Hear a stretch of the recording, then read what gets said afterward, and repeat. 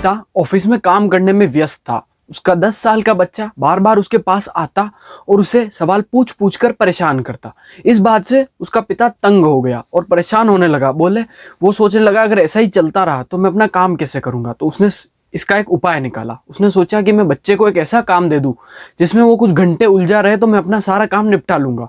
तो उसने जब आखिरी बार बच्चा सवाल लेकर आया तो उसने उस बच्चे को एक पुरानी किताब ली और उसमें से एक पेज फाड़ा जिस पर वर्ल्ड मैप बना हुआ था। उस पेज को फाड़कर उसके छोटे छोटे टुकड़े कर दिए और उस बच्चे को देते हुए बोला कि तुम जाओ और इस मैप को वापस जोड़ कर लाओ, जब जुड़ जाए तो तुम मुझे बुला लेना। तो ये सोचकर वो बच्चा लेकर चला गया और पिता को लगा कि अब 2-3 घंटे नहीं आएगा तो वो अपना आराम से काम कर लेगा। बच्चा वो टुकड़े लेकर चला गया। इधर पिता ने चैन की सांस ली। अब कई घंटों तक बच्चा उसके पास नहीं आएगा और वह शांति से अपना काम कर पाएगा। लेकिन 5-6 मिनट बाद बच्चा फिर आ गया और बोला पापा देखो मैंने मैप बना लिया है। तो पिता ने चेक किया तो मैप बच्चे ने बिल्कुल सही बनाया था।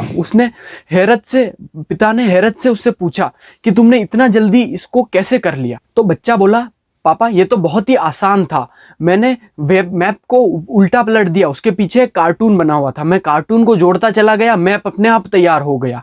पिता बच्चे को देखते रहे। यानी से हमें यह शिक्षा मिलती है कि अक्सर हम कोई बड़ी समस्या आने पर उसे देख कर ये सोच लेते हैं कि वह समस्या बहुत बड़ी है और उसका हल हो ही नहीं सकता, जबकि हम उसका एक पहलू देखकर अपना दृष्टिकोण बना लेते हैं। जबकि यह भी हो सकता है कि उसका कोई दूसरा पहलू भी हो जिससे उस समस्या का आसानी से हल निकाला जा सके।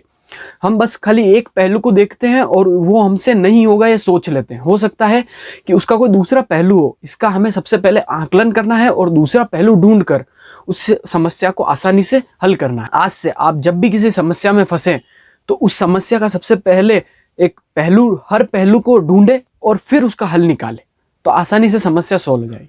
ऑल द बेस्ट और सब्सक्राइब करें चैनल को।